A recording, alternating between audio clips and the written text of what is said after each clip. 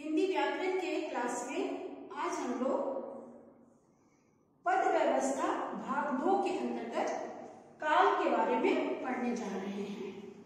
सबसे पहले तो ये जान लें कि काल को और क्या कहते हैं।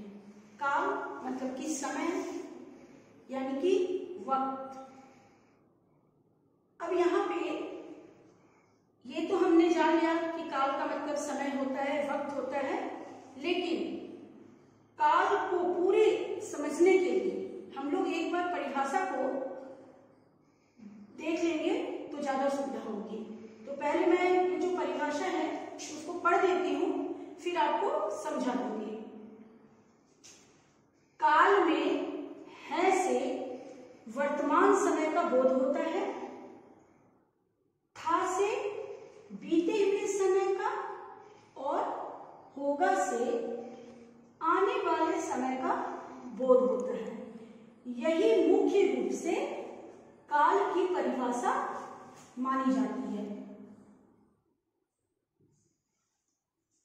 अब इसको इस तरह से समझिए कि अगर कोई काम कल हुआ है तो उसके लिए हम था का प्रयोग करते हैं।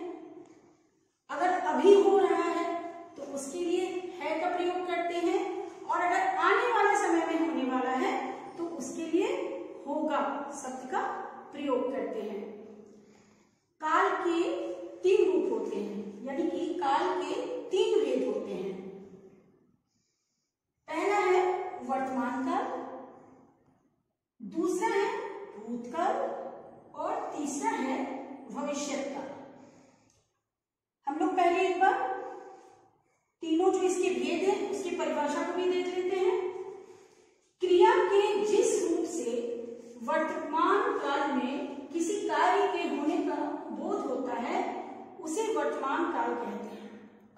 यानी कि क्रिया के जिस रूप से वर्तमान में किसी कार्य के होने का बोध हो रहा हो उसे हम लोग वर्तमान काल कहते हैं। जैसे कि रामू खाना खा रहा है, यानी कि रामू खाना खा रहा है, यानी कि वो वर्तमान में, यानी कि अभी वो खाना खा रहा है, तो इससे क्या का बोध हो रहा है? वर्तमान समय का। तो ये वाक्य जो हो गया वो वर्तमान काल का वाक्य हो गया। या अगर हम कहते हैं कि सीता नाच रही है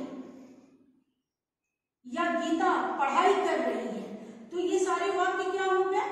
वर्तमान काल के हो गए, क्योंकि ये सारा काम जो है अभी के समय में, जो समय चल रहा है वर्तमान में, उसमें हो रहा है। दूसरा है भूतकाल।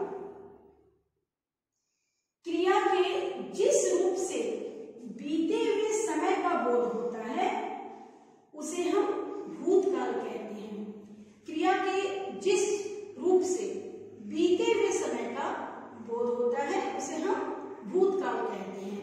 यानी कि रामू स्कूल कल गया था, रामू कल स्कूल गया था, यानी कि रामू कल स्कूल गया था, यानी कि कल जो कि बीत चुका है। या सीता कल नाच रही थी, गीता कल पढ़ाई कर रही थी, यानी कि वो लोग कल, यानी कि बीते हुए कल में ये लोग अपना कार्य कर रहे थे। तो ये सभी क्या हो गए? भूतकाल के वाक्य हो गए। बीते हुए समय में ये सारी क्रिया हुए थे। तीसरा है भविष्यत काल। इसकी भी परिभाषा देखिए। क्रिया के जिस रूप से आने वाले समय में किसी कार्य के होने की संभावना प्रकट होती है उसे भविष्यत काल कहते हैं। यानी कि क्रिया के जिस रूप से आने वाले समय में कोई कार्य होने की संभावना दिखाई पड़ रही है या प्रकट हो रही है तो उसे हम भविष्यत काल कहते हैं। जैसे कि रामू कल पटना जाने वाला है, रामू कल पटना जाने वाला है, यानी कि कल वो पटना जा भी सकता है और कल वो पटना नहीं भी जा सकता है। ये पक्का नहीं है, ये संभावना है।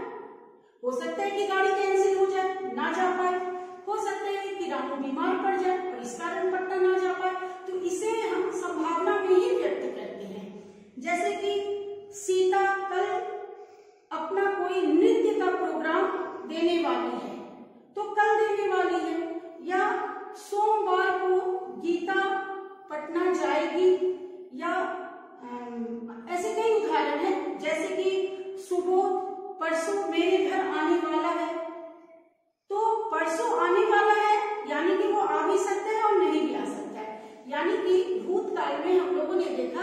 कि जो समय बीत गया है हम उसके बारे में बात करते हैं, वर्तमान काल में हम उसके बारे में बात करते हैं जो अभी हो रहा है, और भविष्य काल में हम उन कार्यों की बात करते हैं जिसके होने की संभावना नजर आती है या हमें पता है कि ऐसा होने वाला है।